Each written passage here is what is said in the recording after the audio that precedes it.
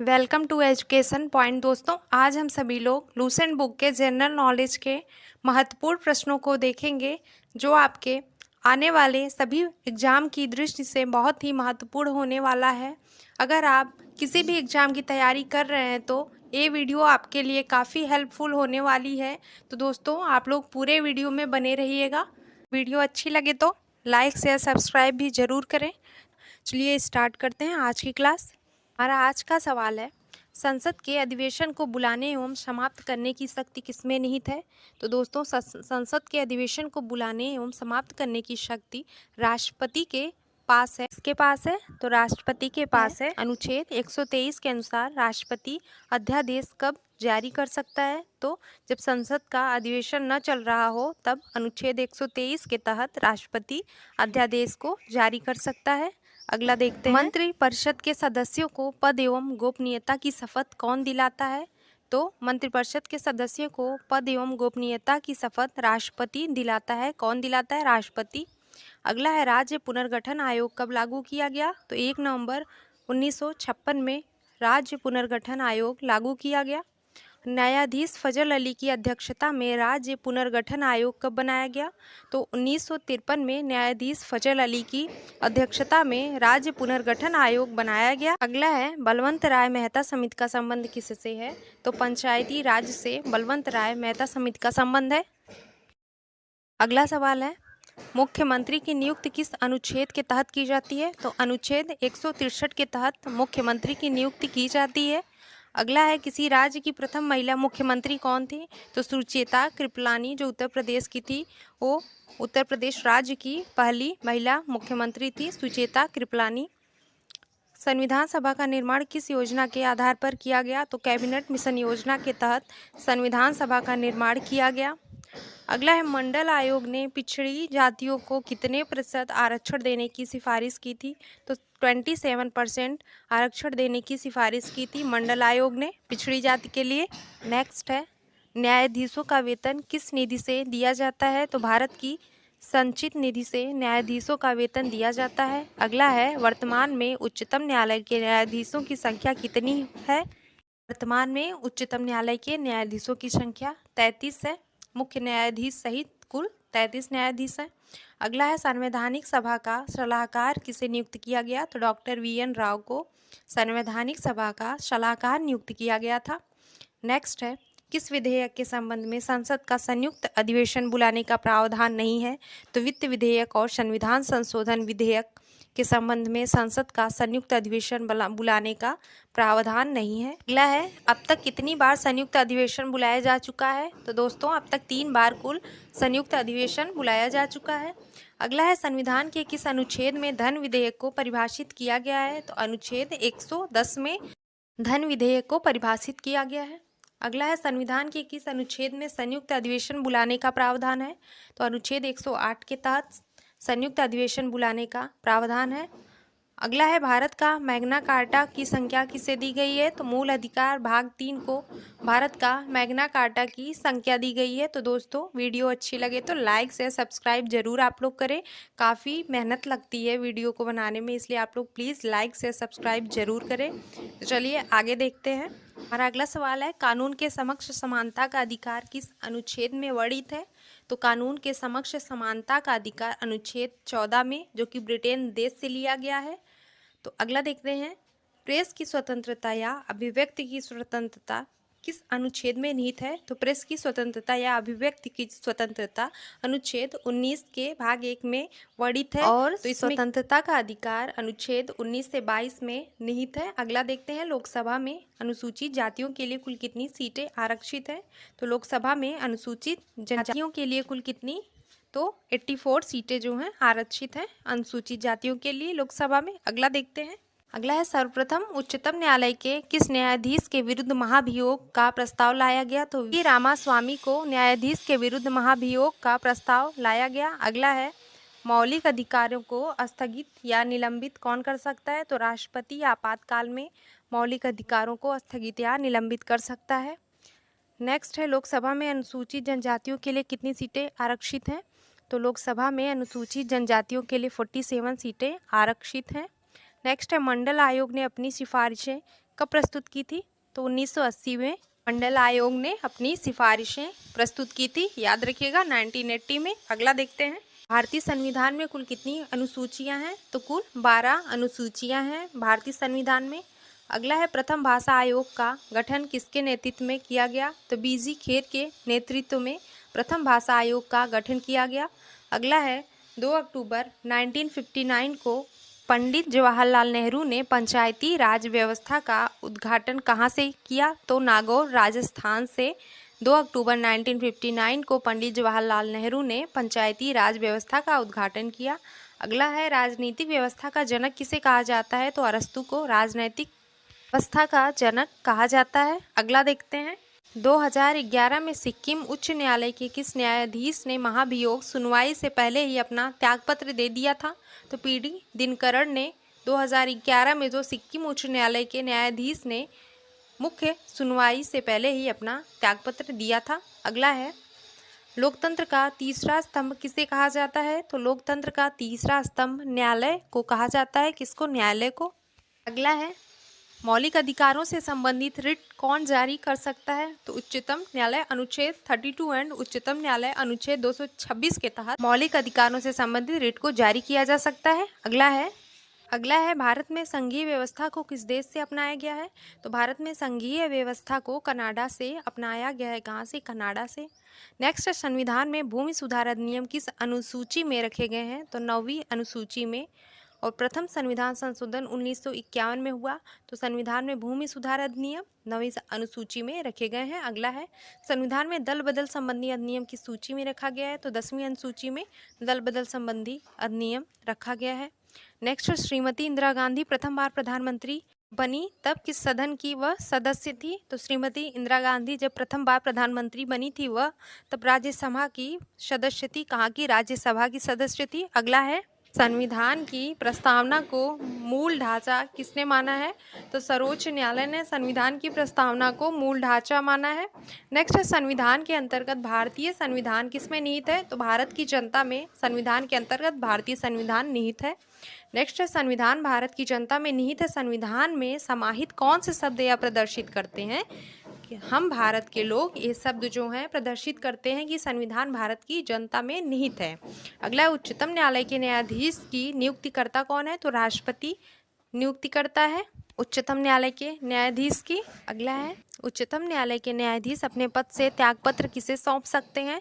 तो उच्चतम न्यायालय के जो न्यायाधीश हैं अपने पद से त्यागपत्र राष्ट्रपति को सौंप सकते हैं। किसको? राष्ट्रपति को। अगला है, राष्ट्रपति और न्यायाधीश को हटाने की प्रक्रिया को किस नाम से जाना जाता है?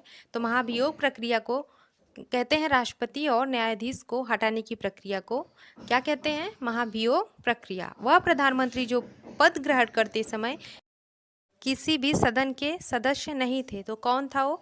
पीवी नरसिम्हा राव और एसडी देवगौड़ा वह प्रधानमंत्री हैं जो पद ग्रहण करते समय किसी भी सदन के सदस्य नहीं थे। अगला, प्रथम गैर कांग्रेसी प्रधानमंत्री के रूप में किसने शपथ ली थी? तो श्री मोरारजी देसाई ने लिया था।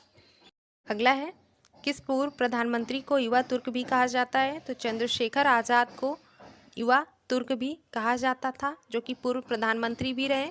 अगला, लोकसभा की यह सदस्य संख्या कब तक यथावत रहेगी? तो सन 2026 तक जो सदस्यों की लोकसभा की संख्या है जैसी है यथावत ही रहेगी।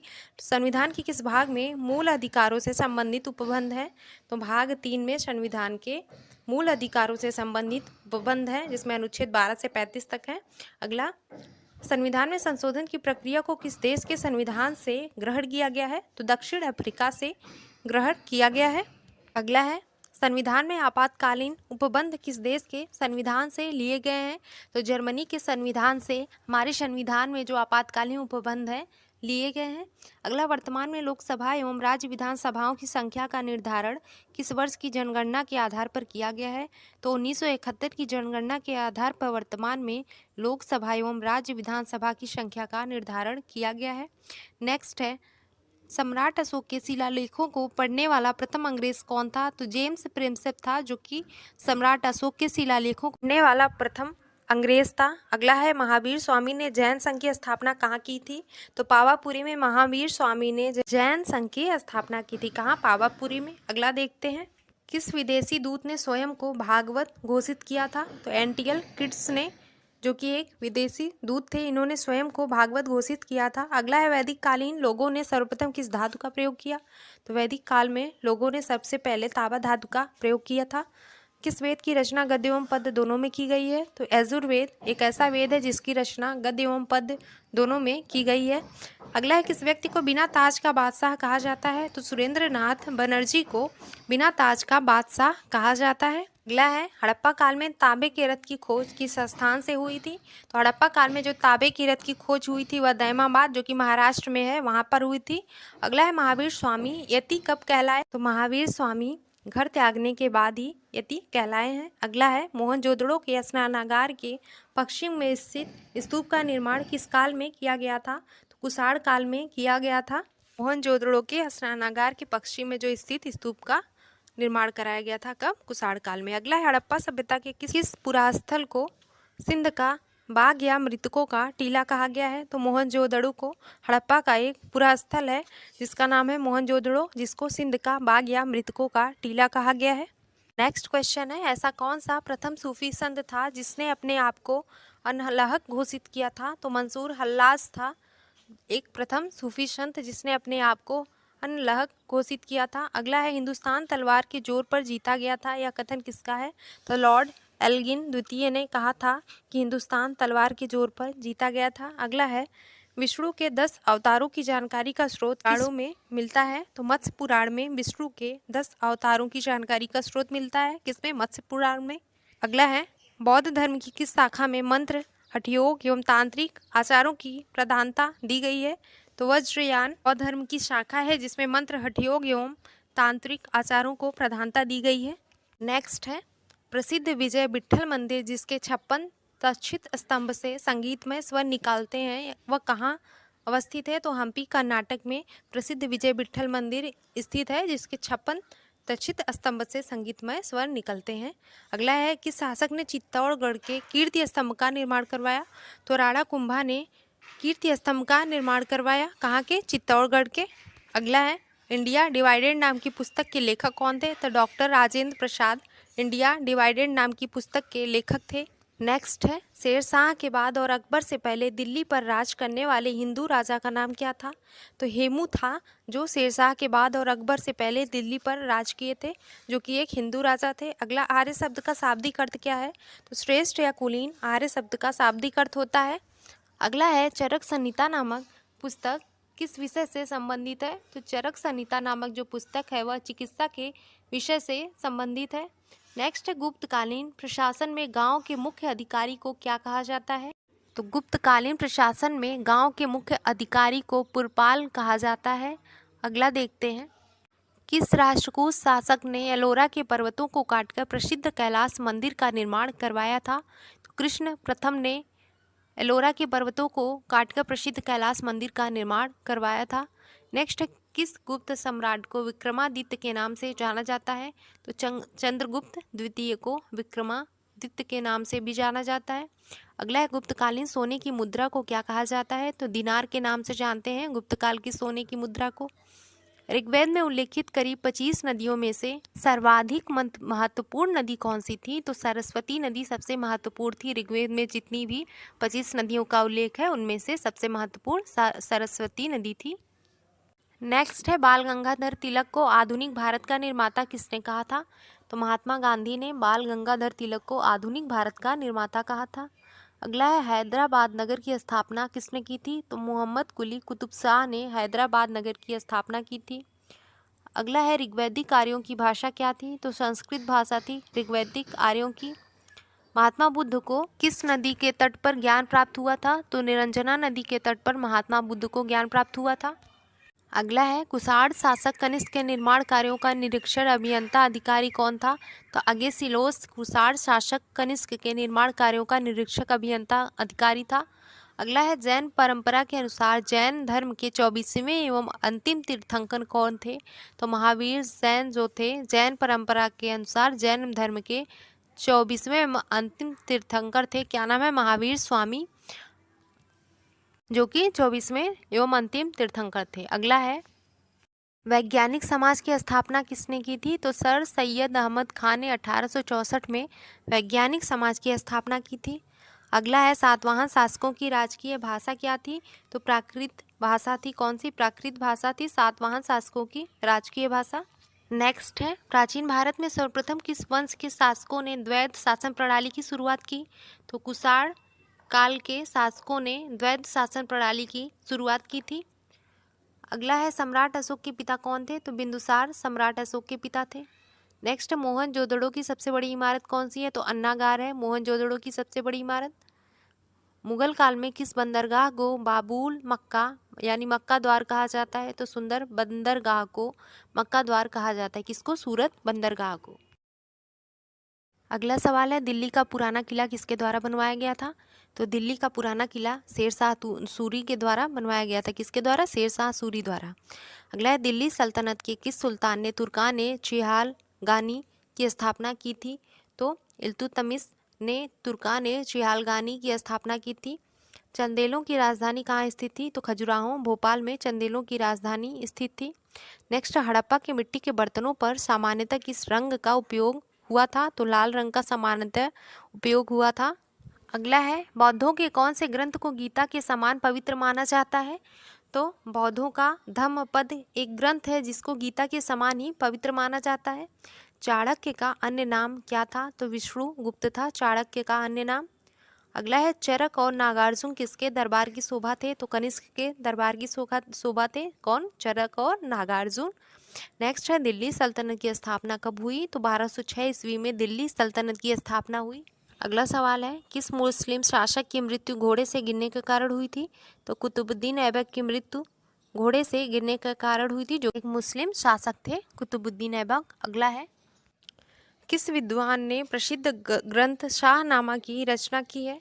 तो फिरदौसी इन्होंने प्रसिद्ध ग्रंथ शाहनामा की रचना की है। अगला है महात्मा गांधी ने सत्याग्रह सबसे पहले कहाँ शुरू किया? तो चंपारण में महात्मा गांधी ने सबसे पहले सत्याग्रह आंदोलन स्टार्ट किया था। अगला है क्षेत्रफल की दृष्टि से ओरापा विश्व की सबसे चौड़ी हीरे की खान है या किस देश में स्थित है? तो बोत्सवाना में स्थित है ओरापा, जो कि एक बड़े हीरे की खान है। अगला देखते हैं। अगला सवाल है छत्तीसगढ़ में स्थित रामगिरी की पहाड़ियाँ किस पर्वत श्रृंखला का भाग है? तो छत्तीसगढ़ में जो रामगिरी की पहाड़ियाँ हैं वह विंध्याचल पर्वत श्रृंखला का भाग है। चिनूक नामों को स्थानीय पवन किस पर्वतीय क्षेत्र में बहती है? तो चिनूक नाम की जो स्थानीय पवनें हैं वह रॉकी पर्वतीय क्षेत्र में बहती हैं। सबसे अधिक पृष्ठीय क्षेत्रफल वाला महासागर कौन सा है? तो प्रशांत महासागर सबसे अधिक पृष्ठीय क्षेत्रफल वाला महासागर है। चेनानी नासरी सुरंग जिसे पटनी टॉप सुरंग भी कहा जाता है किस राज्य या केंद्र शासित प्रदेश में है? तो जम्मू कश्मीर में है चेनानी नासरी सुरंग।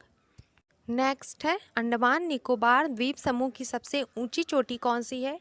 तो सैंडल पीक जो है अंडमान निकोबार द्वीप समूह की सबसे ऊंची चोटी है। भारत की सबसे लंबी झील कौन सी है? तो वेम्बनाड झील, जो कि केरल वेलिंगटन द्वीप पर है। तो भारत की सबसे लंबी झील वेम्बनाड झील है। भारत में मीठे पानी की सबसे बड़ी झील कौन सी है? तो वुलर झील, जो कि जम्मू कश्मीर में स्थित है। किसे हमारे सौरमंडल का जन्मदाता कहा जाता है? तो सूर्य को हमारे सौरमंडल का जन्मदाता कहा जाता है। अगला सवाल है हमारे सौरमंडल के 8 ग्रहों में से सबसे बड़ा ग्रह कौन सा है? तो सबसे बड़ा ग्रह हमारे सौरमंडल में बृहस्पति है। नेक्स्ट, भारत में मानसूनी प्रदेशों में सबसे ज़्यादा वर्षा कहाँ होती है? तो पूर्वोत्तर भारत में सबसे ज़्यादा वर्षा होती है। अगला है हमारा संपूर्ण विश्व कुल कितने महाद्वीपों में विभाजित है? तो हमारा संपूर्ण विश्व कुल 7 महाद्वीपों में विभाजित है। एशिया, अफ्रीका महाद्वीप, उत्तरी अमेरिका, दक्षिणी अमेरिका और अंटार्कटिका, यूरोप और ऑस्ट्रेलिया, इस पूरे 7 महाद्वीप हैं जो हमारे संपूर्ण विश्व में विद्यमान है। अगला है भारत में हीरे का सबसे बड़ा उत्पादक राज्य कौन सा है? तो भारत में हीरे का सबसे बड़ा उत्पादक राज्य मध्य प्रदेश है। क्या? मध्य प्रदेश। अगला है किसे आधुनिक भूगोल का जनक कहा जाता है? तो हिकैटियस को आधुनिक भूगोल का जनक कहा जाता है। कंगतो, जिसे कंगार्डो पर्वत श्रेणी भी कहते हैं, किस भारतीय राज्य की उच्चतम चोटी है? तो जो कंगार्डो है वह अरुणाचल प्रदेश की उच्चतम चोटी है। कौन सा? कंगतो, जिसे कंगार्डो पर्वत श्रेणी भी कहते हैं। अगला देखते हैं। अगला सवाल है किस महासागर में सर्वाधिक सक्रिय ज्वालामुखी पाई जाती है? तो प्रशांत महासागर में सर्वाधिक सक्रिय ज्वालामुखी पाई जाती है। अगला एशिया महाद्वीप की सबसे बड़ी नदी कौन सी है? तो यांगत्सी नदी, जो कि चीन में है, एशिया महाद्वीप की सबसे बड़ी नदी है। अगला है राणा प्रताप सागर बांध या राणा प्रताप सागर जलाशय किस नदी पर बना है? तो चंबल नदी जो कि राजस्थान राज्य में है, वहाँ पर राणा प्रताप सागर बांध बना हुआ है। अगला है भारतीय भूमि के सर्वाधिक क्षेत्रफल पर किस प्रकार के वन पाए जाते हैं? तो भारतीय भूमि के सर्वाधिक क्षेत्रफल पर उष्णकटिबंधीय पर्णपातीय वन पाए जाते हैं। नेक्स्ट है जारवा जनजाति मुख्य रूप से भारत के किस क्षेत्र में निवास करती है? तो अंडमान और निकोबार। जारवा जनजाति मुख्य रूप से भारत के क्षेत्र में निवास करती है। कहाँ पे? अंडमान और निकोबार में। अगला नीलगिरी पर्वत श्रृंखला किस भारतीय राज्य में है? तो तमिलनाडु राज्य में नीलगिरी पर्वत श्रृंखला स्थित है। कांगो घाटी में मुख्य रूप से किस प्रकार की जलवायु पाई जाती है? तो कांगो घाटी में मुख्य रूप से उष्णकटिबंधीय जलवायु पाई जाती है। अगला सवाल है जनसंख्या की दृष्टि से विश्व के पश्चिमी गोलार्ध में स्थित सबसे बड़ा देश कौन सा है? तो जनसंख्या की दृष्टि से विश्व के पश्चिमी गोलार्ध में स्थित सबसे बड़ा देश संयुक्त राज्य अमेरिका है। अगला है किस देश को एशिया का प्रवेश द्वार भी कहा जाता है? तो तुर्की को एशिया का प्रवेश द्वार भी कहा जाता है। क्षेत्रफल की दृष्टि से विश्व का सबसे बड़ा लैंडलॉक्ड देश कौन सा है? तो कजाकिस्तान जो है क्षेत्रफल की दृष्टि से विश्व का सबसे बड़ा लैंडलॉक्ड देश है। अगला है हमारे समस्त ब्रह्मांड की उत्पत्ति का सबसे अधिक मान्य सिद्धांत कौन सा है? तो बिग बैंग सिद्धांत है हमारे समस्त ब्रह्मांड की उत्पत्ति का सबसे अधिक मान्य सिद्धांत। अगला है कौन सा तारा पृथ्वी के सबसे निकटतम है? तो सूर्य एक ऐसा तारा है जो पृथ्वी के सबसे निकटतम है। नेक्स्ट है निक्स ओलंपिया जो हमारे सौरमंडल का सबसे ऊंचा पर्वत है वह किस ग्रह पर स्थित है? तो निक्स ओलंपिया मंगल ग्रह पर स्थित है। कहाँ पे? मंगल ग्रह पर। अगला है विश्व के किस महाद्वीप में आदिम जनजातियों की संख्या सबसे ज़्यादा है? तो अफ्रीका महाद्वीप में आदिम जनजातियों की जनसंख्या सबसे ज़्यादा है। चांदी का संपूर्ण विश्व में सबसे बड़ा उत्पादक देश कौन सा है? तो चांदी का विश्व में सबसे बड़ा उत्पादक देश मैक्सिको है। क्या? मैक्सिको। अगला देखते हैं अंडमान द्वीप समूह और निकोबार द्वीप समूह को कौन सा अक्षांश पृथक करता है? तो 10 डिग्री उत्तरी अक्षांश जो है अंडमान द्वीप समूह और निकोबार द्वीप समूह को अलग करता है। भारत का सबसे दक्षिणतम बिंदु जो इंदिरा पॉइंट है वह कहाँ पर स्थित है? अंडमान निकोबार द्वीप समूह में स्थित है। भारत इस देश के साथ अपनी सबसे लंबी अंतर्राष्ट्रीय सीमा बनाता है। तो भारत जो है बांग्लादेश के साथ सबसे लंबी अंतर्राष्ट्रीय सीमा बनाता है। तो कितनी लंबी? 4096 किलोमीटर लंबी अंतर्राष्ट्रीय सीमा बनाता है। तो कौन? भारत के साथ बांग्लादेश बनाता है। अगला है किस दो देशों की अंतर्राष्ट्रीय सीमा को रेड क्लिफ रेखा कहा जाता है? तो भारत और पाकिस्तान की से अंतर्राष्ट्रीय सीमा रेखा को रेड क्लिफ रेखा कहा जाता है। इंपॉर्टेंट ये भी पूछ। नेक्स्ट क्वेश्चन है भारत के किस भाग में खनिज संसाधनों का सबसे बड़ा भंडार है? तो दक्षिण पूर्वी क्षेत्र में भारत के भाग में खनिज संसाधनों का सबसे बड़ा भंडार है। किस क्षेत्र में? दक्षिण पूर्वी क्षेत्र में। अगला है वेलिकोंडा की पहाड़ियाँ जो पूर्वी घाट क्षेत्र का एक हिस्सा है वह किस भारतीय राज्य में स्थित है? तो आंध्र प्रदेश में स्थित है वेलिकोंडा की पहाड़ियाँ। भारत में पाई जाने वाली सर्वाधिक उपजाऊ मिट्टी कौन सी है? तो जलोढ़ मिट्टी भारत में पाई जाने वाली सबसे ज़्यादा उपजाऊ मिट्टी है। केसर का उत्पादन करने वाला एकमात्र भारतीय राज्य व केंद्र शासित प्रदेश कौन सा है? तो जम्मू कश्मीर है केसर का उत्पादन करने वाला। अगला है भारत म्यांमार मैत्री सड़क किस भारतीय राज्य को म्यांमार से जोड़ता है? तो भारत म्यांमार मैत्री सड़क जो है मणिपुर राज्य को म्यांमार से जोड़ता है। जम्पुई पर्वत श्रृंखला किस भारतीय राज्य में है? तो त्रिपुरा में है जम्पुई पर्वत श्रृंखला। हमारी पृथ्वी की ऊपरी परत को क्या कहते हैं? तो भूपर्पटी कहते हैं हमारी पृथ्वी की ऊपरी परत को। नेक्स्ट है किस महासागर में बरमुडा ट्रायंगल स्थित है? तो उत्तरी अटलांटिक महासागर में बरमुडा ट्रायंगल स्थित है। नेक्स्ट है किस प्रकार के चट्टानों में खनिज तेल एवं कोयला पाया जाता है? तो कौन सी चट्टानें हैं? वह अवसादी चट्टानें हैं जिसमें खनिज तेल एवं कोयला पाया जाता है। अगला है हमारे सौरमंडल में ऊर्जा का स्रोत क्या है? तो हमारे सौरमंडल में ऊर्जा का स्रोत सूर्य है। अगला किसे विश्व मानचित्र का निर्माता कहा जाता है? तो अनेक्सिमेंडर को विश्व मानचित्र का निर्माता कहा जाता है। किनको? अनेक्सिमेंडर को। नेक्स्ट है कर्क रेखा किन किन भारतीय राज्यों से होकर गुजरती है? तो कर्क रेखा भारत के 8 राज्यों से होकर गुजरती है। तो दोस्तों इसकी ट्रिक है मित्र पर गमछा जार, ऐसे आप लोग याद रखिएगा। तो क्या नाम है उनका? मध्य प्रदेश, छत्तीसगढ़, गुजरात, पश्चिम बंगाल, त्रिपुरा, झारखंड, राजस्थान और मिजोरम, ये 8 राज्य हैं जिनसे कर्क रेखा होकर गुजरती है। अगला है कार्डामम पहाड़ी, जिसे भारत की इलायची की पहाड़ी भी कहा जाता है, या किस भारतीय राज्य में है? तो केरल राज्य में है कार्डामम पहाड़ी, जिसको भारत की इलायची भी कहा जाता है, भारत की इलायची की पहाड़ी। अगला देखते हैं, कौन सा दर्रा भारत के कोलकाता और मुंबई शहर को आपस में जोड़ता है? तो भोरघाट दर्रा जो है भारत के कोलकाता और मुंबई शहर को आपस में जोड़ता है, याद रखिएगा, इंपॉर्टेंट है। अगला है गंगा नदी एवं ब्रह्मपुत्र नदी की संयुक्त जलधारा को किस नाम से जाना जाता है? तो गंगा नदी और ब्रह्मपुत्र नदी की संयुक्त जलधारा को मेघना नदी के नाम से जाना जाता है। दलदली एवं ज्वार भाटा क्षेत्रों में पाए जाने वाले वन क्या कहलाते हैं? तो मैंग्रोव वन कहलाते हैं, जो दलदली एवं ज्वार भाटा वाले क्षेत्रों में पाए जाते हैं। अगला है हेपेटाइटिस रोग का संबंध मानव शरीर के किस अंग से है? तो यह हेपेटाइटिस रोग जो है यकृत से संबंधित है। किससे? लीवर से हेपेटाइटिस रोग संबंधित है। वनस्पति विज्ञान का जनक किसे माना जाता है? तो दोस्तों थियोफ्रेस्टस को वनस्पति विज्ञान का जनक माना जाता है। नाम याद रखिएगा, इंपॉर्टेंट है। क्या नाम है इनका? थियोफ्रेस्टस। अगला है, हमारे शरीर में कार्बोहाइड्रेट किस रूप में संग्रहित होते हैं?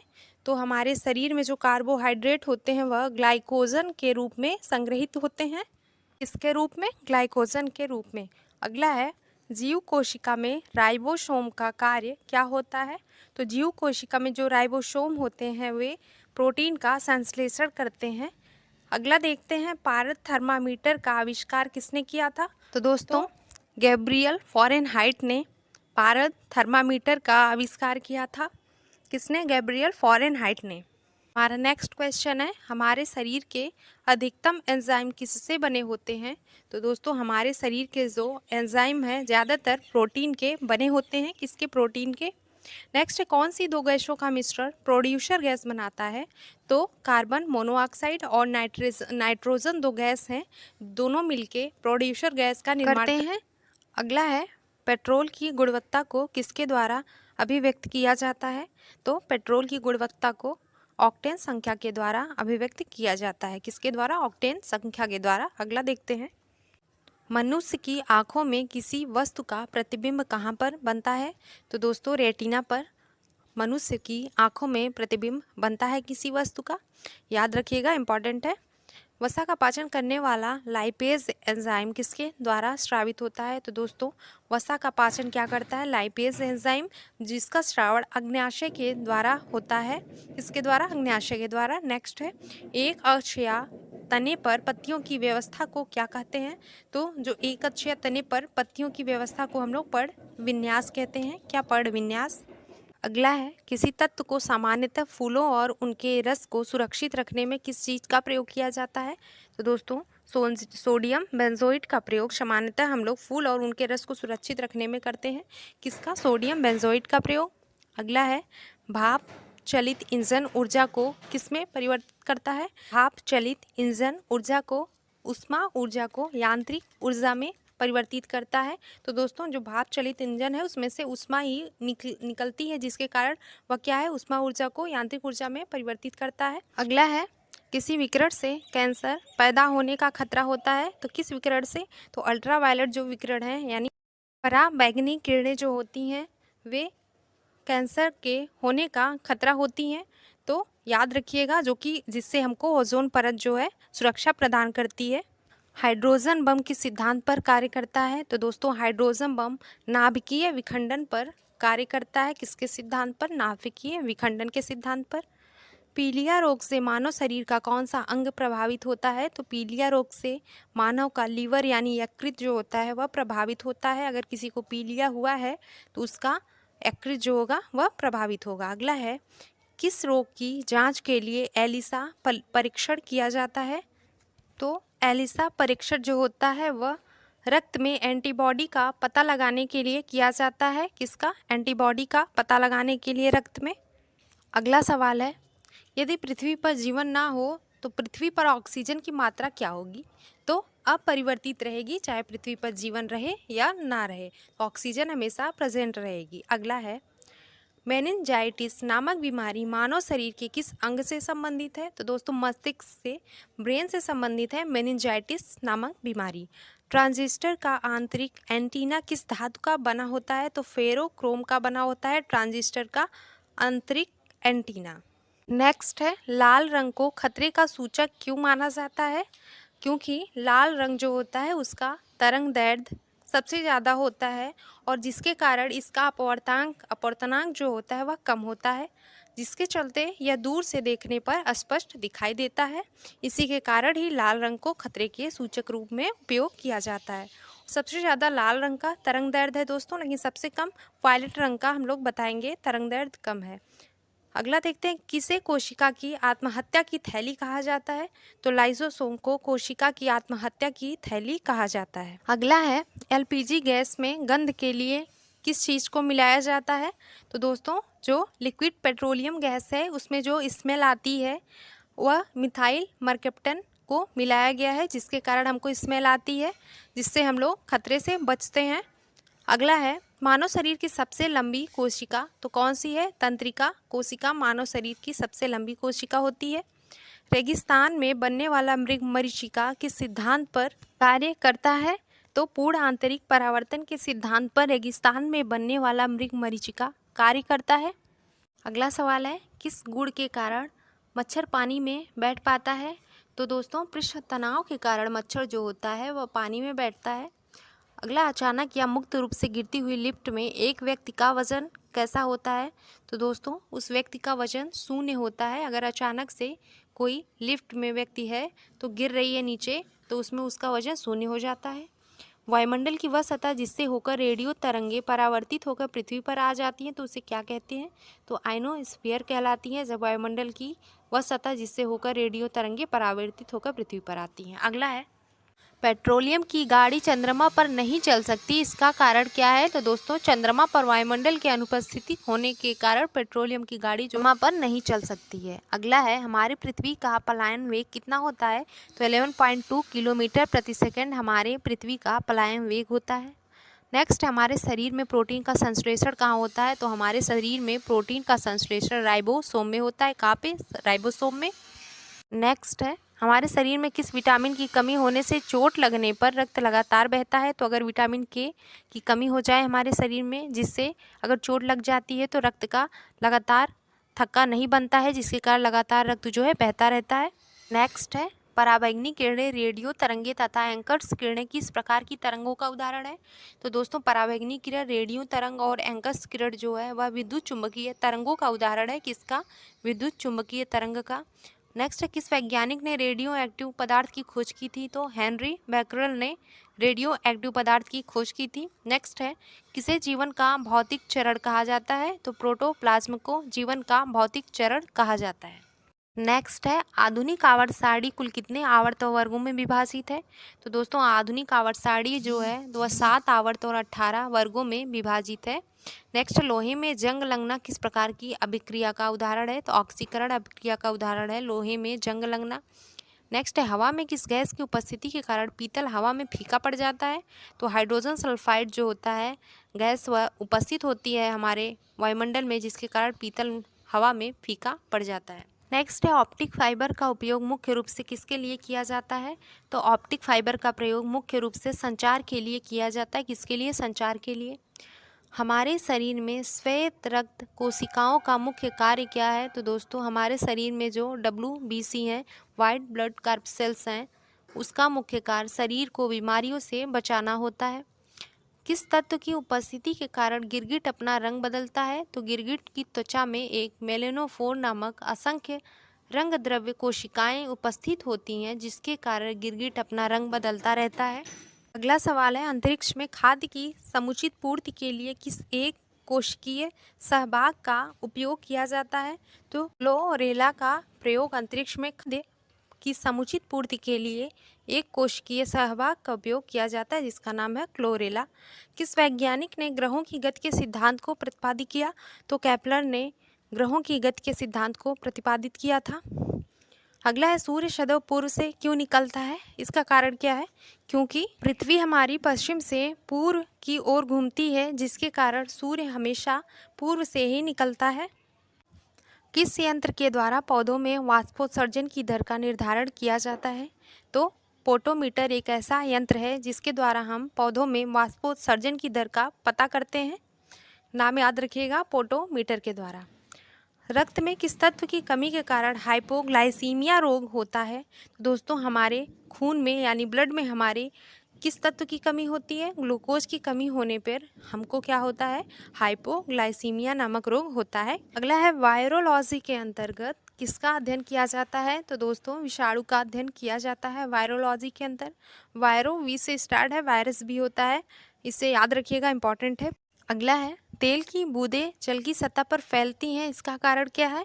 क्योंकि तेल का पृष्ठ तनाव जो होता है जल की अपेक्षा कम होता है, जिसके कारण जो होती हैं तेल की बूंदें जल की सतह पर पूरी तरह फैल जाती हैं। नेक्स्ट, किन धातुओं को मिश्रित करके स्टेनलेस स्टील का निर्माण किया जाता है?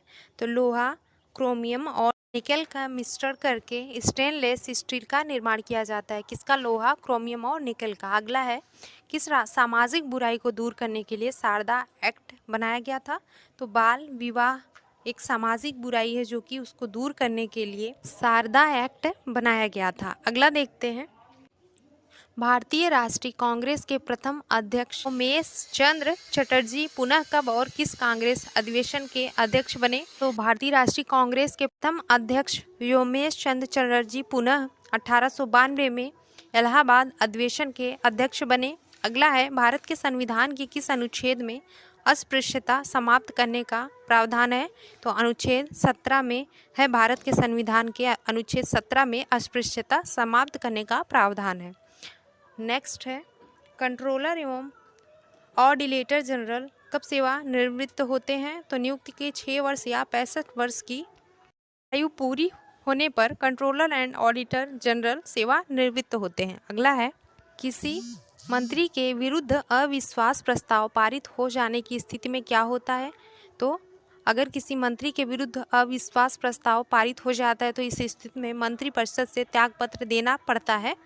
अगला है, राज्यसभा के द्विवार्षिक चुनाव की अधिघोषणा कौन जारी करता है? तो निर्वाचन आयोग राज्यसभा के द्विवार्षिक चुनाव की अधिघोषणा जारी करता है। अगला है, राष्ट्रपति संविधान के किस अनुच्छेद के अंतर्गत लोकसभा भंग कर सकता है? तो अनुच्छेद 85 के अंतर्गत वह लोकसभा भंग कर सकता है राष्ट्रपति। अगला सवाल है कि संविधान संशोधन के द्वारा प्रीवियस मान्यताएं तथा विशेषाधिकार समाप्त कर दिए गए? तो 26वां संविधान संशोधन 1971 के द्वारा प्रीवियस मान्यताएं तथा विशेषाधिकार संविधान संशोधन के तहत समाप्त कर दिए गए। हमारा अगला सवाल है, संविधान के किस अनुसूची में राज्यपाल, राष्ट्रपति, भारत के मुख्य न्यायाधीश आदि के वेतन दिए गए हैं? तो दूसरी अनुसूची में राज्यपाल, राष्ट्रपति और भारत के मुख्य न्यायाधीश आदि के वेतन दिए गए हैं दूसरी अनुसूची में। अगला है, राष्ट्रपति पर महाभियोग चलाने हेतु कितने दिन पूर्व उसे नोटिस दिया जाता है? 14 दिन पहले ही राष्ट्रपति पर महाभियोग चलाने हेतु नोटिस दिया जाता है, 14 दिन पहले ही। अगला है, विधान परिषद की कुल सदस्य संख्या का कितना भाग विधानसभा से चुनकर आता है? तो 1/3 भाग जो है वह विधानसभा से चुनकर आता है। कितना? 1/3 भाग। अगला है, संविधान के अनुच्छेद 75 में किसके बारे में चर्चा है? तो मंत्रिपरिषद के बारे में बताया गया अनुच्छेद 75 में। अगला देखते हैं, किसी सदस्य द्वारा किसी अन्य सार्वजनिक महत्व के विषय पर विचार करने के लिए सदन की चल रही वर्तमान कार्यवाही बंद करने का प्रस्ताव क्या कहलाता है? तो काम रोको प्रस्ताव कहलाता है। अगर किसी सदस्य द्वारा किसी अन्य सार्वजनिक महत्व के विषय पर विचार करने के लिए सदन की चल रही वर्तमान कार्यवाही बंद करने का प्रस्ताव हो, जिसको हम काम रोको प्रस्ताव कहते हैं। अगला है, संविधान के 7वीं अनुसूची के अंतर्गत जो केंद्रीय सूची है उसमें कितने विषय हैं? कुल 97 विषय, 97 विषय हैं संविधान के 7वीं अनुसूची के अंतर्गत जो केंद्रीय सूची है। अगला है, पंचवर्षीय योजना का अनुमोदन तथा पुनर्निरीक्षण किसके द्वारा किया जाता है? तो राष्ट्रीय विकास परिषद के द्वारा पंचवर्षीय योजना का अनुमोदन तथा पुनर्निरीक्षण किया जाता है। अगला है, पंचायती राज प्रणाली किस पर आधारित है? तो सत्ता के विकेंद्रीकरण पर पंचायती राज प्रणाली आधारित है। अगला है, भारत के प्रथम लोकसभा उपाध्यक्ष कौन थे? तो एम अनंत सैनम आयंगर जो थे भारत के प्रथम लोकसभा उपाध्यक्ष थे। शिक्षा पहले राज्य सूची के अंतर्गत आती थी, किस संविधान संशोधन अधिनियम द्वारा इसे समवर्ती सूची में लाया गया? तो 42वें संविधान संशोधन अधिनियम के द्वारा शिक्षा को समवर्ती सूची में लाया गया है। नेक्स्ट, लोकसभा सदस्यों को शपथ कौन ग्रहण कराता है? तो राष्ट्रपति अथवा उसके द्वारा अधिकृत व्यक्ति जो है लोकसभा सदस्यों को शपथ ग्रहण कराते हैं। अगला है, अप्रत्याशित व्ययों की पूर्ति के लिए भारत की आकस्मिक निधि से कौन धन निकाल सकता है? राष्ट्रपति जो है वह अप्रत्याशित व्ययों की पूर्ति के लिए भारत की आकस्मिक निधि से धन निकाल सकता है। राष्ट्रपति। भारत में संघ राज्य क्षेत्रों का प्रशासन किसके द्वारा होता है? तो राष्ट्रपति के द्वारा भारत में संघ राज्य क्षेत्रों का प्रशासन होता है। अगला है, भारतीय संविधान की प्रस्तावना में समाजवादी, धर्मनिरपेक्ष तथा अखंडता शब्दों को किस संशोधन द्वारा जोड़ा गया? तो 42वें संविधान संशोधन द्वारा जोड़ा गया है। नेक्स्ट क्वेश्चन, 10वें वित्त आयोग के अध्यक्ष कौन थे? तो केसी पंत थे 10वें वित्त आयोग के अध्यक्ष। समाजवाद वह टोपी है जो सुविधा अनुसार पहनी जा सकती है, यह कथन किस प्रसिद्ध आलोचक का है? तो CEM जोड का है यह कथन, जिन्होंने कहा समाजवाद वह टोपी है जो सुविधा अनुसार पहनी जा सकती है। किस एक्ट के तहत भारत सचिव की स्थापना हुई थी? तो भारतीय परिषद अधिनियम 1858 के तहत भारत सचिव की स्थापना हुई थी। अगला है, परिसीमन आयोग का पदेन सदस्य कौन होता है? तो मुख्य चुनाव अधिकारी परिसीमन आयोग का पदेन सदस्य होता है। हमारा अगला सवाल है, सार्वजनिक लेखा समिति में राज्यसभा के कितने सदस्य होते हैं? तो सार्वजनिक लेखा समिति में राज्यसभा के कुल 7 सदस्य होते हैं। नेक्स्ट, किस संविधान संशोधन के तहत लोकसभा का कार्यकाल 6 वर्ष से घटाकर 5 वर्ष कर दिया गया? तो 44वें संविधान संशोधन के तहत लोकसभा का कार्यकाल 6 वर्ष से घटाकर 5 वर्ष कर दिया गया। संविधान में मूल कर्तव्यों से संबंधित प्रावधान किस समिति की संस्तुतियों के आधार पर सम्मिलित किए गए हैं? तो स्वर्ण सिंह समिति के तहत संविधान में मूल कर्तव्यों से संबंधित प्रावधान संस्तुतियों के आधार पर सम्मिलित किए गए हैं। नेक्स्ट क्वेश्चन है, वह कौन सा अनुच्छेद है जिसके प्रावधानों के अंतर्गत अपवाद स्वरूप भारत सरकार द्वारा भारत रत्न, पद्म विभूषण आदि अलंकरण प्रदान किया जाता है? तो अनुच्छेद 18 के अंतर्गत भारत रत्न, पद्म विभूषण आदि अलंकरण भारत सरकार द्वारा प्रदान किया जाता है। अगला है, किस संविधान संशोधन के तहत सिक्किम को भारत का 22वां राज्य घोषित किया गया? तो 36वें संविधान संशोधन द्वारा सिक्किम को भारत का 22वां राज्य घोषित किया गया। कब था? 1975 में 36 नंबर का जो है संविधान संशोधन के तहत सिक्किम को भारत का 22वां राज्य घोषित किया गया। अगला है, सरकारीय आयोग किस विषय से संबंधित था? तो केंद्र राज्य संबंध की जांच से संबंधित था सरकारीय आयोग। अगला है, भारतीय संविधान में प्रदत्त मूलभूत अधिकारों को निलंबित करने वाली सत्ता है? तो राष्ट्रपति है जो मूलभूत अधिकारों को निलंबित करता है। अगला है, संविधान सभा के सदस्यों को किसने प्रत्यक्ष रूप से निर्वाचित किया? तो संविधान सभा के सदस्यों को प्रांतों की विधानसभाओं ने प्रत्यक्ष रूप से निर्वाचित किया। नेक्स्ट, भारतीय संविधान की संशोधन प्रक्रिया किस देश के संविधान से प्रभावित है? तो भारतीय संविधान की जो संशोधन प्रक्रिया है वह दक्षिण अफ्रीका के संविधान से प्रभावित है। अगला है, पंचायती राज अधिनियम 1992 द्वारा संविधान में कौन सी अनुसूची जोड़ी गई? तो 11वीं अनुसूची पंचायती राज अधिनियम 1992 द्वारा संविधान में जोड़ी गई।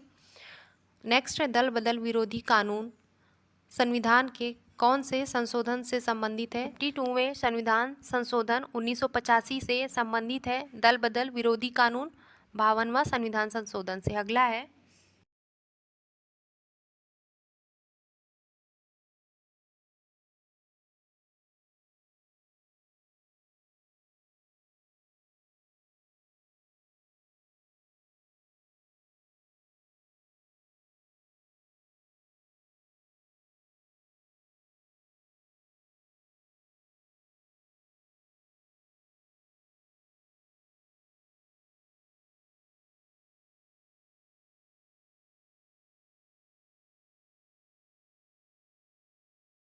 सत्तासीवें संविधान संशोधन अधिनियम 2003 द्वारा निर्वाचित क्षेत्रों के परिसीमन का आधार किस जनगणना को निश्चित किया गया? तो 2001 की जनगणना को निश्चित किया गया है 87वें संविधान संशोधन अधिनियम 2003 द्वारा। भारतीय संविधान में प्रदत्त मूल अधिकारों को निलंबित करने वाली सत्ता है तो राष्ट्रपति है। भारतीय संविधान में दिए गए मूल अधिकारों को निलंबित करने वाली। नेक्स्ट, ब्रिटिश संसद द्वारा इंडियन इंडिपेंडेंस एक्ट कब पारित किया गया? तो ब्रिटिश संसद द्वारा इंडियन इंडिपेंडेंस एक्ट जुलाई 1947 में पारित किया गया। अगला है, संविधान का अनुच्छेद 356 किससे संबंधित है? तो किसी राज्य में राष्ट्रपति शासन लागू करने से संबंधित है संविधान का अनुच्छेद 356। याद रखिएगा, इंपॉर्टेंट है। अगला देखते हैं, भारत के संविधान में प्रथम संशोधन कब किया गया? तो 1951 में भारत के संविधान में प्रथम संशोधन किया गया। किस वर्ष गोवा सहित अन्य पुर्तगाली बस्तियों को भारतीय संघ का राज्य क्षेत्र बनाया गया? तो 1962 में गोवा सहित अन्य पुर्तगाली बस्तियों को भारतीय संघ का राज्य क्षेत्र बनाया गया। नेक्स्ट है, राज्य के नीति निर्देशक तत्व एक ऐसा चेक है जिसका भुगतान बैंक की सुविधा अनुसार किया जाएगा। यह कथन किसका है? तो यह कथन केटी शाह का है। इन्होंने कहा कि राज्य के नीति निर्देशक तत्व एक ऐसा चेक है जिसका भुगतान बैंक की सुविधा अनुसार किया जाएगा। हमारा नेक्स्ट क्वेश्चन है, किसकी अनुमति के बिना राज्य की विधानसभा में कोई धन विधेयक पेश नहीं किया जा सकता है? तो राज्यपाल की अनुमति के बिना भी कोई भी राज्य की विधानसभा में कोई धन विधेयक पेश नहीं किया जा सकता। अगला है, राष्ट्रपति का अभिभाषण कौन तैयार करता है? तो केंद्रीय मंत्रिमंडल राष्ट्रपति का अभिभाषण तैयार करता है।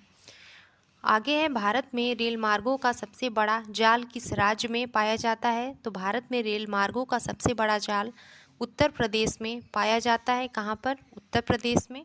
नेक्स्ट क्वेश्चन है, संयुक्त राज्य अमेरिका की सबसे बड़ी स्वर्ण उत्खनन की खाल होमस्टे किस राज्य में स्थित है? तो दक्षिण डकोटा में स्थित है। संयुक्त राज्य अमेरिका की सबसे बड़ी स्वर्ण उत्खनन की खान एंडीज पर्वतमाला दक्षिण अमेरिका की सर्वोच्च पर्वत चोटी का क्या नाम है? तो एकांकगुआ नाम है। एंडीज पर्वतमाला जो कि दक्षिण अमेरिका में है, उसकी सर्वोच्च पर्वत चोटी का नाम है एकांकगुआ। नेक्स्ट है, ईरी और ओंटारियो झीलों के बीच कौन सी विश्व प्रसिद्ध जलप्रपात स्थित है? तो न्याग्रा जलप्रपात स्थित है ईरी और ओंटारियो झीलों के बीच में। अगला है, समुद्री लहरों द्वारा निर्मित चट्टानों को क्या कहा जाता है? तो सामुद्रिक शैल कहा जाता है, जो समुद्री लहरों द्वारा निर्मित चट्टानें होती हैं। नेक्स्ट है, टोडा जनजाति किस राज्य में पाई जाती है? तो टोडा जनजाति तमिलनाडु राज्य में पाई जाती है। कहाँ पर? तमिलनाडु में। मयूरभंज क्योंझार तथा सुंदरगढ़ की लौह खदान जो है किस राज्य में स्थित है? तो मयूरभंज क्योंझार तथा सुंदरगढ़ की जो लौह की खदान है वह उड़ीसा में स्थित है। मेडागास्कर की खोज किस सन में हुई? तो सन 1500 में लिगोदियोस द्वारा मेडागास्कर की खोज हुई थी। किसके द्वारा? लिगोदियोस द्वारा मेडागास्कर की खोज सन 1500 में हुई थी। कैलिफोर्निया की जलवायु किस वर्ग की जलवायु में आती है? तो भूमध्य सागरीय जलवायु में कैलिफोर्निया की जलवायु आती है। अगला है, राजमुंदरी में कौन सा केंद्रीय शोध संस्थान है? तो केंद्रीय तंबाकू शोध संस्थान राजमुंदरी में स्थित है। पेरियार जल विद्युत परियोजना किस राज्य में है? तो केरल में पेरियार जल विद्युत परियोजना है। नेक्स्ट है, नॉट किसका मात्रक है? तो वायु की गति का मात्रक है नॉट। अगला है, कोरबा का एल्यूमिनियम उद्योग किस राज्य में है? तो छत्तीसगढ़ राज्य में कोरबा का एल्यूमिनियम उद्योग स्थित है। नेक्स्ट, अंकलेश्वर तेल क्षेत्र किस राज्य में स्थित है? तो अंकलेश्वर तेल क्षेत्र जो है वह गुजरात राज्य में स्थित है। सिनी ओलचू पर्वत शिखर किस राज्य में है? तो सिक्किम राज्य में है सिनी ओलचू पर्वत शिखर। नेक्स्ट है, हाथी घास जो एलिफेंट ग्रास है किस प्रदेश में उगती है? तो सवाना प्रदेश में एलिफेंट ग्रास उगती है। नेक्स्ट है, पृथ्वी के किस बिंदु पर किसी वस्तु का भार सबसे ज़्यादा होता है? तो पृथ्वी के ध्रुवों पर किसी वस्तु का भार सबसे ज़्यादा होता है। कहाँ पे? ध्रुवों पर। अगला है, लघु ज्वार के समय सूर्य चंद्रमा और पृथ्वी की स्थिति कैसी होती है? तो समकोणीय होती है लघु ज्वार के समय सूर्य चंद्रमा और पृथ्वी की स्थिति।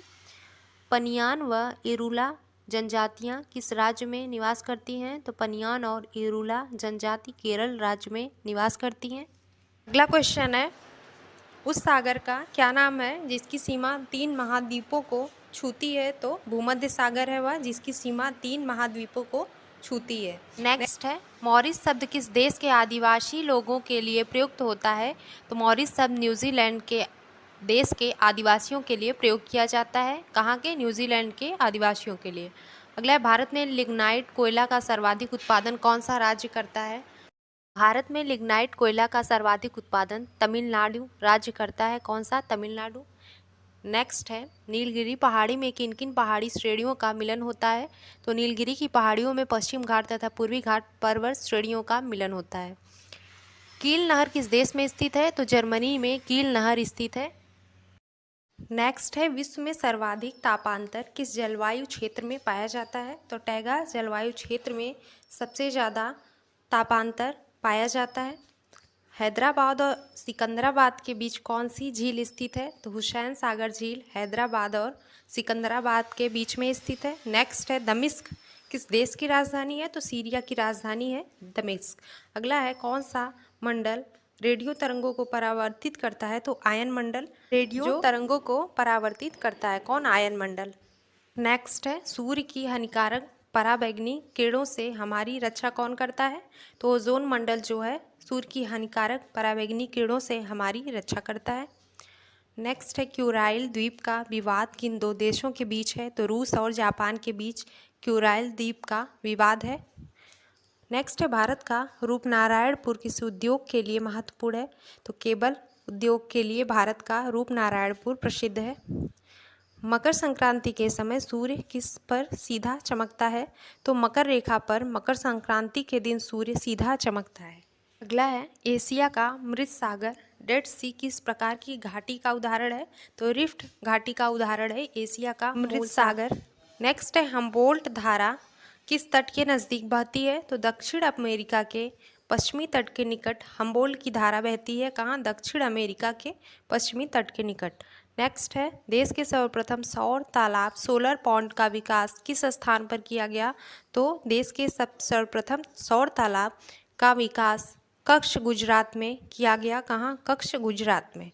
नेक्स्ट है, एटॉन स्ट्रोम्बोली फ्यूजियामा और विसुवियस ज्वालामुखी में से प्रमुख ज्वालामुखी कौन सा है? तो विसुवियस ज्वालामुखी इनमें से सबसे प्रमुख ज्वालामुखी है। अगला देखते हैं, ओंगे जनजाति जो प्रायः विलुप्त होती जा रही है भारत के किस क्षेत्र में निवास करती है? तो अंडमान द्वीप में ओंगे जनजाति प्रायः निवास करती है जो कि विलुप्त होती जा रही है। भारत का सबसे गहरा तथा हर मौसम में कार्य करने वाला बंदरगाह कौन सा है? तो पारादीप बंदरगाह जो भारत का सबसे गहरा तथा हर मौसम में कार्य करने वाला है। बैलिस्टिक गैल्वेनोमीटर से क्या मापते हैं? तो क्षणिक आवेश को मापते हैं बैलिस्टिक गैल्वेनोमीटर से।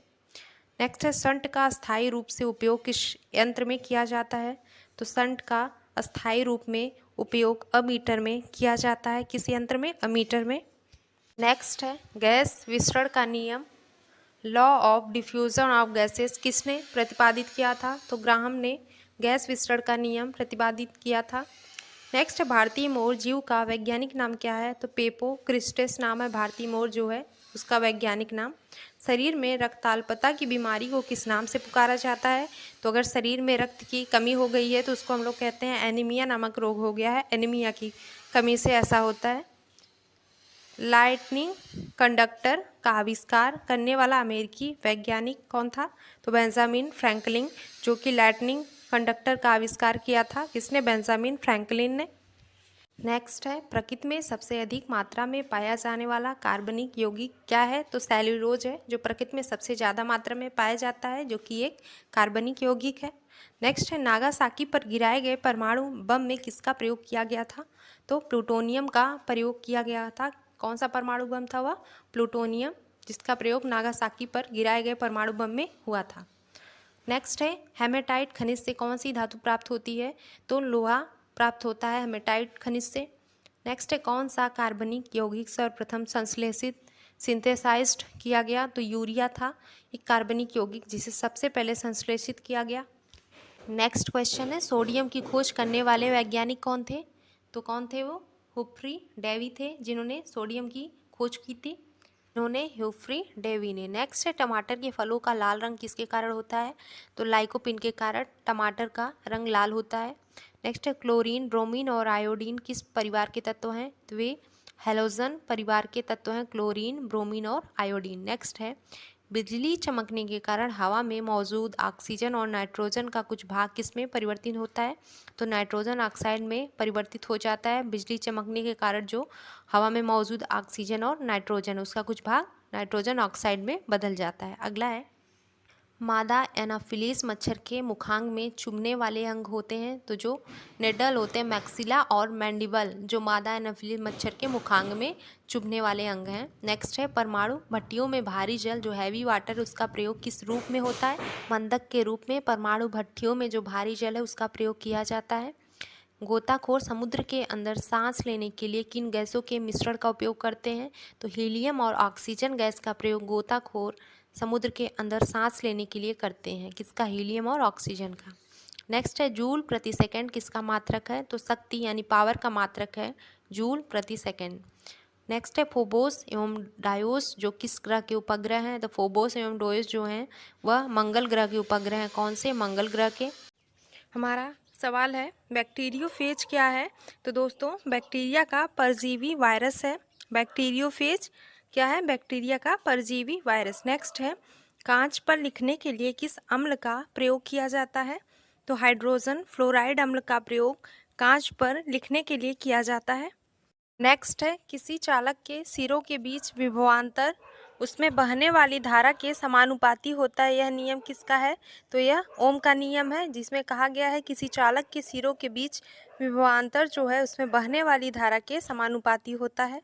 नेक्स्ट है स्टार्च को माल्टोज में परिवर्तित करने वाला एंजाइम क्या है?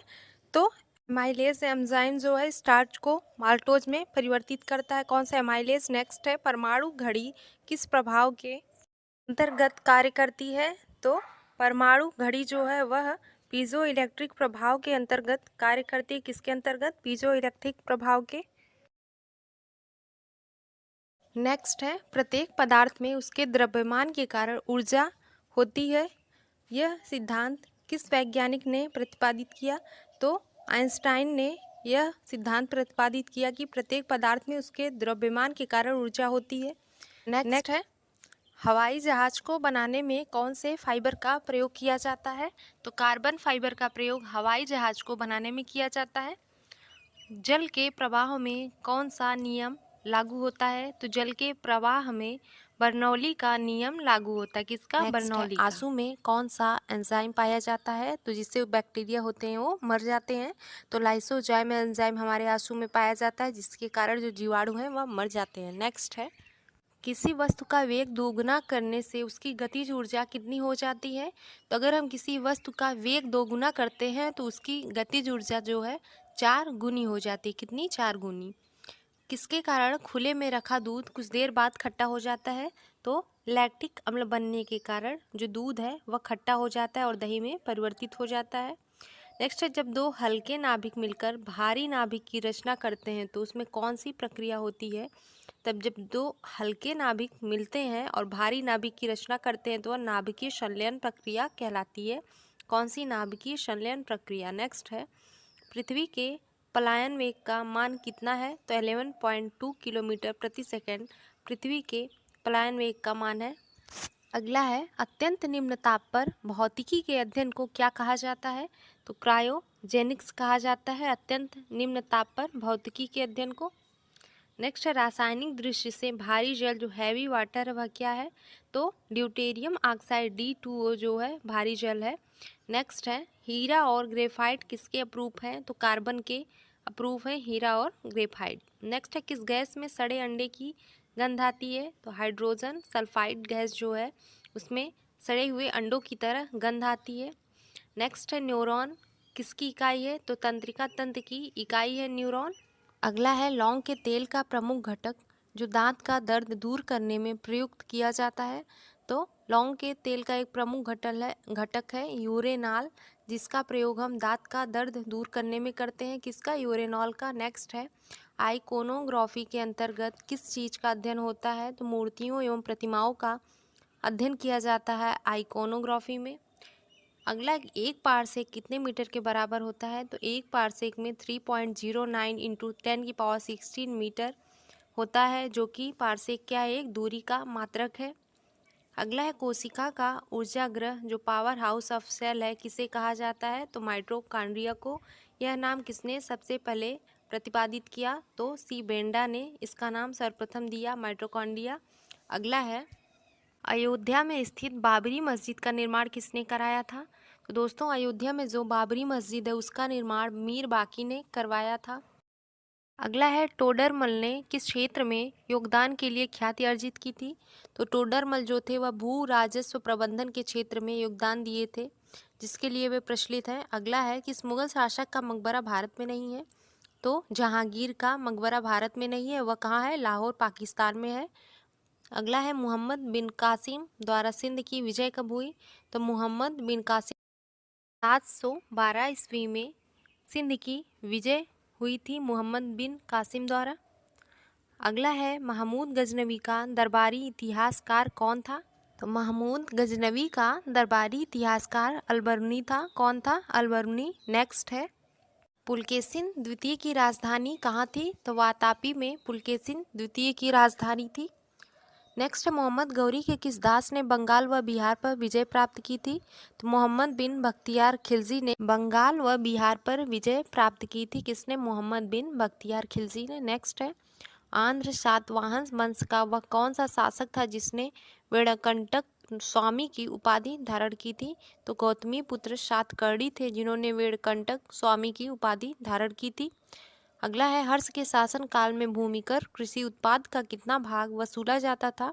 तो 1/6 भाग जो है हर्ष के शासन काल में भूमिकर कृषि उत्पाद का वसूला जाता था।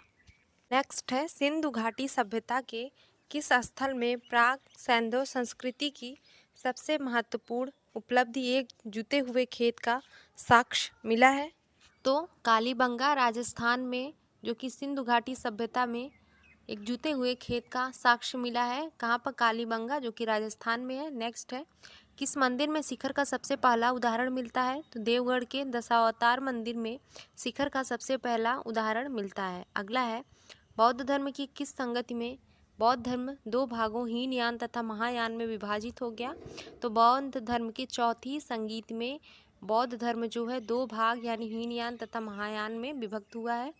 नेक्स्ट है पालवंश के किस शासक ने प्रसिद्ध विक्रमशिला विश्वविद्यालय की स्थापना करवाई थी? तो धर्मपाल ने। पालवंश के जो शासक हैं धर्मपाल, उन्होंने विक्रमशिला विश्वविद्यालय की स्थापना करवाई थी। अगला है गुप्त वंश का कौन सा शासक देवराज तथा देवगुप्त के नाम से जाना जाता है? तो चंद्रगुप्त द्वितीय जो हैं देवराज तथा देवगुप्त के नाम से भी जाने जाते हैं। कौन? चंद्रगुप्त द्वितीय। अगला है लोधी वंश के किस शासक ने भूमि के लिए एक प्रमाणिक पैमाना गजे सिकंदरी का? शाह लोधी ने भूमि के लिए एक प्रमाणिक पैमाना गजे सिकंदरी का प्रचलन करवाया। अगला है सल्तनत काल में सदका क्या था? तो एक प्रकार का धार्मिक कर था सल्तनत काल में जो सदका है। अगला है सम्राट अकबर ने जैन धर्म के जैनाचार्य हरिविजय सूरी को क्या उपाधि प्रदान की थी? तो सम्राट अकबर ने जैन धर्म के जैनाचार्य हरिविजय सूरी को जगत गुरु की उपाधि प्रदान की थी। किसकी? जगत गुरु की। अगला है उस्ताद मंसूर तथा अबुल हसन किस मुगल शासक के श्रेष्ठ कलाकारों में से थे? तो जहांगीर के कलाकारों में से एक थे उस्ताद मंसूर तथा अबुल हसन। नेक्स्ट होलकर ने अंग्रेजों से मंदसौर की संधि कब की? तो जनवरी 1818 में होलकर ने अंग्रेजों से मंदसौर की संधि की थी। अगला है पेरीप्लस ऑफ द एरिथियन सी में अरिकामेडु बंदरगाह को किस नाम से संबोधित किया गया? तो पेडोग नाम से अरिकामेडु बंदरगाह को संबोधित किया गया। अगला है अलाउद्दीन द्वारा निर्मित अलाई दरवाज़ा किस मस्जिद का प्रवेश द्वार है? तो कुब्बत उल इस्लाम मस्जिद का प्रवेश द्वार है अलाई दरवाज़ा। किसने बनवाया? अलाउद्दीन खिलजी ने।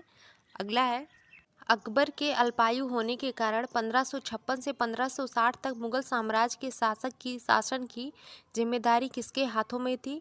तो अकबर के अल्प आयु के कारण जो 1556 से 1560 तक का टाइम था वह बैरम खां के हाथों में उस साम्राज्य मुगल साम्राज्य के शासन की जिम्मेदारी थी। किसके हाथ में थी? बैरम खां के हाथ में। अगला है अंतिम मुगल शासक कौन था? तो बहादुर शाह जफर जो कि अंतिम मुगल शासक था।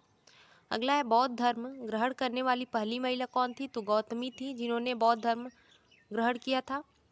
श्रीमद् भागवत गीता किस धर्म का प्रधान ग्रंथ है? तो भागवत धर्म का प्रधान ग्रंथ है श्रीमद् भागवत गीता। अगला देखते हैं।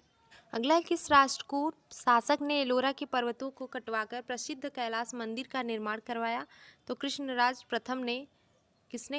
प्रथम ने एलोरा के पर्वतों को कटवाकर प्रसिद्ध कैलाश राज मंदिर का निर्माण करवाया था। अगला है, चोल शासक किस धर्म के अनुयायी थे? तो शैव धर्म के अनुयायी थे चोल शासक।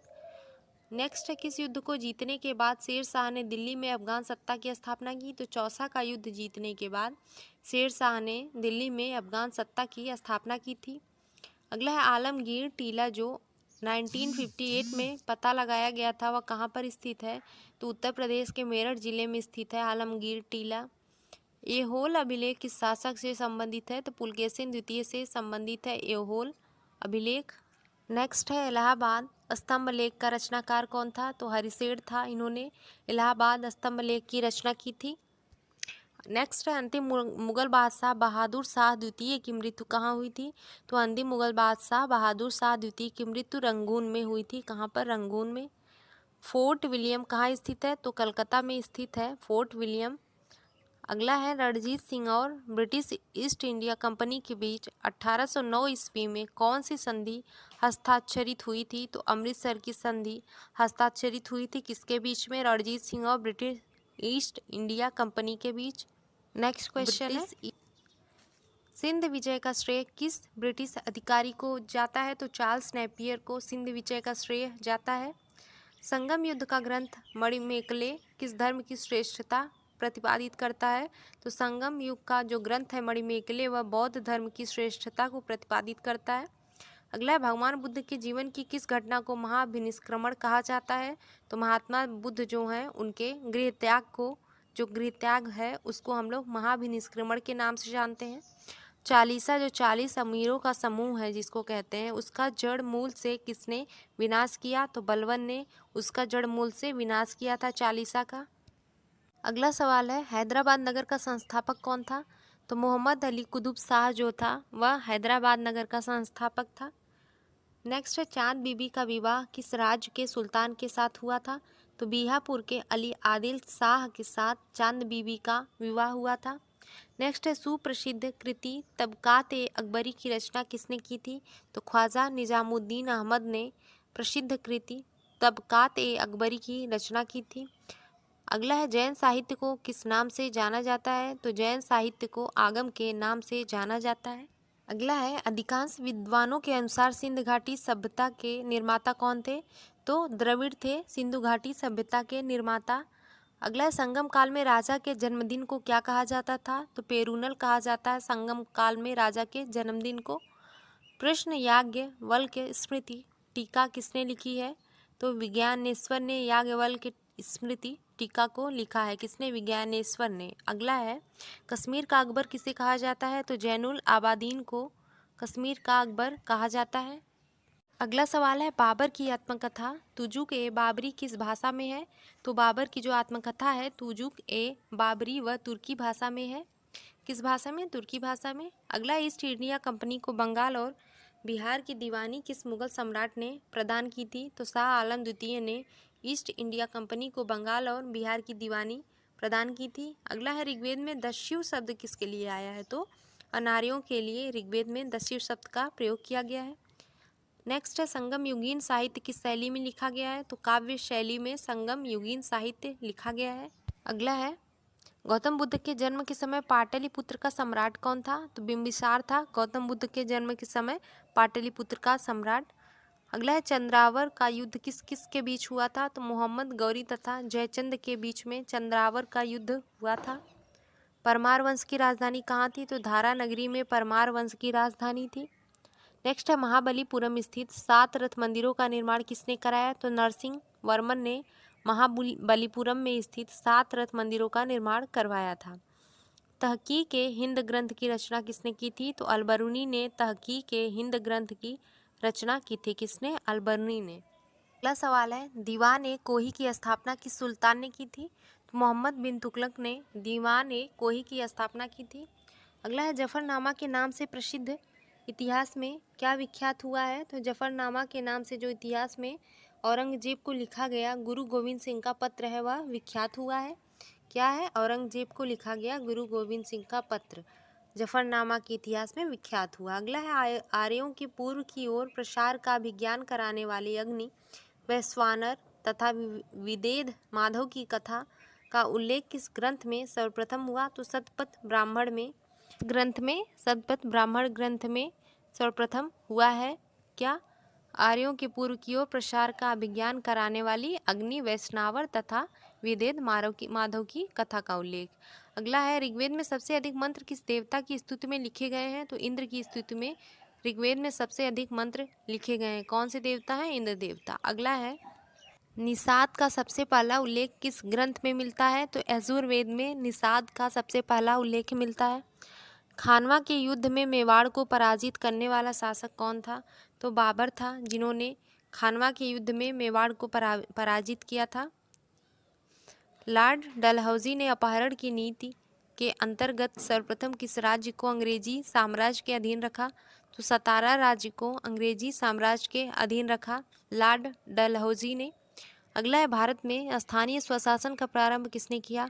तो भारत में स्थानीय स्वशासन का प्रारंभ लॉर्ड रिपन ने किया। किसने? लॉर्ड रिपन ने। अगला है मध्यकालीन इतिहास का सर्वाधिक विवादास्पद शासक किसको माना जाता है? तो मोहम्मद तुगलक को मध्यकालीन इतिहास का सर्वाधिक विवादास्पद शासक माना जाता है। अगला है मौर्य सम्राट अशोक के शासन काल में प्रांतों की संख्या 5 थी। तक्षशिला किस प्रांत की राजधानी थी? तो उत्तरापथ प्रांत की राजधानी थी तक्षशिला। अगला है गुप्त प्रशासन में गज सेना का अध्यक्ष किसे कहा जाता था? तो महापीलूपति को गुप्त प्रशासन में गज सेना का अध्यक्ष कहा जाता था। नेक्स्ट है वाराहमिहिर द्वारा रचित बृहद संहिता में चालुक्य वंश को किस जाति का माना गया है? तो शूली जाति का माना गया है चालुक्य वंश को, जो वाराहमिहिर द्वारा रचित बृहद संहिता है उसमें। अगला देखते हैं राष्ट्रकूट राजवंश के चोल लेखों में किस राजा को सुगमतावर्त अर्थात करों को हटाने वाला कहा गया है? तो कुलोत्तुंग प्रथम को करों को हटाने वाला कहा गया है राष्ट्रकूट राजवंश के चोल लेखों में। अगला है गुलाम वंश का शासक अलाउद्दीन मसूद शाह किस परिवार से संबंधित था? तो इल्तुतमिश के परिवार से मसूद शाह, जो अलाउद्दीन मसूद शाह है, वह संबंधित था। सल्तनत काल में विद्वानों एवं धार्मिक लोगों को प्रदान की जाने वाली आर्थिक सहायता क्या कहलाती है? तो जो आर्थिक सहायता है वह इदरार कहलाती है सल्तनत काल में। अकबर ने 1562 में मेड़ता पर सरफुद्दीन के नेतृत्व में विजय प्राप्त की। वहाँ का शासक कौन था? तो जयमल वहाँ का शासक था। कौन था? जयमल। अगला देखते हैं एंग्लो इंडियन हिंदू एसोसिएशन की स्थापना किसने की थी? तो हेनरी विवियन डेरोजियो ने एंग्लो इंडियन हिंदू एसोसिएशन की स्थापना की थी। अगला है महात्मा बुद्ध की मृत्यु के बाद उनके शरीर के अवशेषों पर कितने स्तूपों का निर्माण किया गया? तो महात्मा बुद्ध की मृत्यु के बाद उनके शरीर के अवशेषों पर कुल 8 स्तूपों का निर्माण किया गया है। अगला है गुप्तोत्तर काल में राजा द्वारा प्रदत्त भूमि अनुदानों के आज्ञा पत्र क्या कहलाते हैं? तो शासन पत्र कहलाते हैं, जो गुप्तोत्तर काल में राजा द्वारा प्रदत्त भूमि अनुदान के आज्ञा पत्र हैं। अगला है किस इमारत को ताजमहल की फूहड़ नकल कहा जाता है? तो बीबी के मकबरे को ताजमहल की फूहड़ नकल कहा जाता है। किसको? बीबी के मकबरे को। अगला है लिंगायत संप्रदाय के अनुयायी किस देवता के उपासक थे? तो लिंगायत संप्रदाय के जो अनुयायी हैं वे शिव के किसके? शिव के उपासक थे। दीवान ए ईसा का क्या कार्य था? तो दीवान ए ईसा का कार्य पत्र व्यवहार का कार्य था। किसका? पत्र व्यवहार का कार्य। अगला है दिल्ली सल्तनत का वह कौन सा सुल्तान था जिसने एक अकाल संहिता तैयार की? तो मोहम्मद बिन तुगलक था, जिसने एक अकाल संहिता तैयार की। अगला है लोहगढ़ का किला किसने बनवाया? तो लोहगढ़ का किला गुरु गोविंद सिंह ने बनवाया। किसने? गुरु गोविंद सिंह ने। अगला है कश्मीर के मार्तंड मंदिर के संस्थापक कौन थे? तो ललितादित्य मुक्तपीठ जो थे कश्मीर के मार्तंड मंदिर के संस्थापक थे। नेक्स्ट है ऋग्वेद में किस अपराध का सबसे अधिक उल्लेख किया गया है? तो पशु चोरी का सबसे ज़्यादा उल्लेख है ऋग्वेद में। अगला है उत्तर वैदिक काल में शासन व्यवस्था का सामान्य रूप क्या था? तो उत्तर वैदिक काल में शासन व्यवस्था का सामान्य रूप राजतंत्र था। नेक्स्ट है मौर्य वंश का वह कौन सा शासक था जिन्होंने वृद्धावस्था में जैन संत भद्रबाहु के साथ दक्षिण चला गया था? तो चंद्रगुप्त मौर्य थे, जिन्होंने वृद्धावस्था में जैन संत भद्रबाहु के साथ दक्षिण में चले गए थे। अगला है नेक्स्ट है, गुप्तोत्तरकालीन भूमि व्यवस्था के विरोध अथवा विद्रोह स्वरूप किस धार्मिक संप्रदाय का उदय हुआ? तो लिंगायत संप्रदाय का उदय हुआ। अगला है, मनु एवं याज्ञवल्क्य की स्मृतियों में स्त्रियों को किसके समतुल्य माना गया है? तो शूद्रों के समतुल्य माना गया है। अगला है, महमूद गजनवी में भारत पर प्रथम तथा अंतिम आक्रमण किस वर्ष किया? तो 1000 ईस्वी में प्रथम बार तथा अंतिम बार 1027 ईस्वी में महमूद गजनवी ने भारत पर आक्रमण किया था। अगला है, राष्ट्रकूट किस राजवंश का उत्तराधिकारी राजवंश था? तो वाकाटक राजवंश का उत्तराधिकारी राजवंश था राष्ट्रकूट। नेक्स्ट है, मीर कासिम ने अपनी राजधानी मुर्शिदाबाद से कहाँ स्थानांतरित की? तो मीर कासिम ने अपनी राजधानी मुर्शिदाबाद से मुंगेर में स्थानांतरित की थी। अगला है, चोल शासक किस मत के संरक्षक थे? तो शैव मत के संरक्षक थे चोल शासक। नेक्स्ट है, चित्तौड़ अभियान के दौरान एक फारसी इतिहासकार अलाउद्दीन खिलजी के साथ गया था, वो कौन था? तो अमीर खुसरो था, जो चित्तौड़ अभियान के दौरान फारसी इतिहासकार अलाउद्दीन खिलजी के साथ गया था। हड़प्पा संस्कृति में घोड़े की अस्थियां किस स्थल से प्राप्त हुई? तो सुरकोटड़ा से प्राप्त हुई हैं घोड़े की अस्थियां। अगला है, संगम युग में रचित ग्रंथ तौलकाप्पियम जो है उसका विषय क्या है? तो तमिल व्याकरण है तौलकाप्पियम का एक, जो कि संगम युग में रचित ग्रंथ है। नेक्स्ट है, जूनागढ़ स्थित सुदर्शन झील का निर्माण किसने कराया? तो चंद्रगुप्त मौर्य ने। जूनागढ़ में जो स्थित सुदर्शन झील है उसका निर्माण कराया था किसने? चंद्रगुप्त मौर्य ने। मिस्र के शासक टोलेमी ने डायोनियस को दूत बनाकर भारत के किस शासक के पास भेजा? तो बिंदुसार के दरबार में भेजा था। डायोनियस को दूत बनाकर किसने भेजा था? तो टोलेमी ने। नेक्स्ट है, अभिलेखों में देवानाम प्रिय तथा प्रियदर्शी किस शासक को कहा गया है? तो अशोक को देवानाम प्रिय तथा प्रियदर्शी कहा गया है अभिलेखों में। अगला है, किस बौद्ध भिक्षु के प्रभाव से अशोक ने धर्म परिवर्तन किया? तो उपगुप्त के प्रभाव से अशोक ने धर्म परिवर्तन किया था। अगला है, इस्लामी स्थापत्य कला का सर्वाधिक बहुमूल्य रत्न समझे जाने वाले अलाई दरवाजे का निर्माण किसने कराया था? तो अलाई दरवाजे का निर्माण अलाउद्दीन खिलजी ने करवाया था। बंगाल के किस नवाब ने अपनी राजधानी ढाका से मुर्शिदाबाद स्थानांतरित की थी? तो नवाब मुर्शीद कुली खान ने बंगाल का नवाब था जो कि उसने अपनी राजधानी ढाका से मुर्शिदाबाद स्थानांतरित की थी। नेक्स्ट है, प्रसिद्ध कोणार्क मंदिर किस देवता के लिए है? तो सूर्य देवता के लिए कोणार्क मंदिर प्रसिद्ध है। अगला है, हड़प्पा कालीन सभ्यता मानव इतिहास के किस युग से संबंधित है? तो कांस्य या ताम्र युग से संबंधित है। हड़प्पा कालीन सभ्यता मानव इतिहास के कांस्य या ताम्र युग से संबंधित है, याद रखिएगा, इंपॉर्टेंट है। अगला है, प्रथम बौद्ध संगीत का आयोजन बुद्ध की मृत्यु के तत्काल किया गया, तो इसकी संगीत की अध्यक्षता किसने की थी? तो प्रथम बौद्ध संगीत का आयोजन है जो बुद्ध की मृत्यु के तत्काल बाद किया गया था। संगीत की अध्यक्षता महाकश्यप ने की थी। किसने? महाकश्यप ने। अगला है, पल्लव चोल मंदिर स्थापत्य कला शैली को किस नाम से जाना जाता है? तो पल्लव चोल मंदिर स्थापत्य कला शैली को द्रविड़ शैली के नाम से जाना जाता है। नेक्स्ट है, कल्याणी के चालुक्यों के सर्वाधिक प्रबल शत्रु कौन थे? तो तंजावुर के चोल जो थे वे कल्याणी के चालुक्यों के सर्वाधिक प्रबल शत्रु थे। अगला है, वह कौन सुल्तान था जो स्वयं को नायब ये खुदाई ईश्वर का प्रतिनिधि कहता था? तो बलबन था जो स्वयं को नायब ए खुदाई अर्थात ईश्वर का प्रतिनिधि कहता था। अगला है, रज्मनामा के नाम से किस संस्कृत ग्रंथ का अनुवाद किया गया? तो महाभारत का अनुवाद संस्कृत के रज्मनामा के नाम से किया गया। अगला है, नवीनतम हड़प्पाकालीन स्थल धौलावीरा किस राज्य में खोजा गया? तो गुजरात में है हड़प्पाकालीन स्थल धौलावीरा। नेक्स्ट है, कि जैन तीर्थंकर को भगवान कृष्ण का निकट संबंधी माना जाता है? तो अरिष्ट नेमि, जिनको नेमिनाथ कहते हैं, ये एक जैन तीर्थंकर है जिनको भगवान कृष्ण का निकट संबंधी माना जाता है। अगला है, मौर्य साम्राज्य में सीताध्यक्ष किस विभाग का अध्यक्ष होता था? तो कृषि विभाग का अध्यक्ष होता था मौर्य साम्राज्य में जो सीताध्यक्ष होता था। नेक्स्ट है, अलाउद्दीन खिलजी ने किस प्रदेश से अपार संपदा प्राप्त करके सल्तनत का राजगद्दी पर अधिकार किया था? तो अलाउद्दीन खिलजी ने देवगिरी से अपार संपदा प्राप्त करके सल्तनत का राजगद्दी पर अधिकार किया था। किस प्रदेश से? देवगिरी से। तो दोस्तों, आज की क्लास आपको कैसी लगी कमेंट बॉक्स में ज़रूर बताएं। वीडियो अच्छी लगी हो तो लाइक शेयर सब्सक्राइब करें। आपसे मिलते हैं नेक्स्ट वीडियो में। धन्यवाद।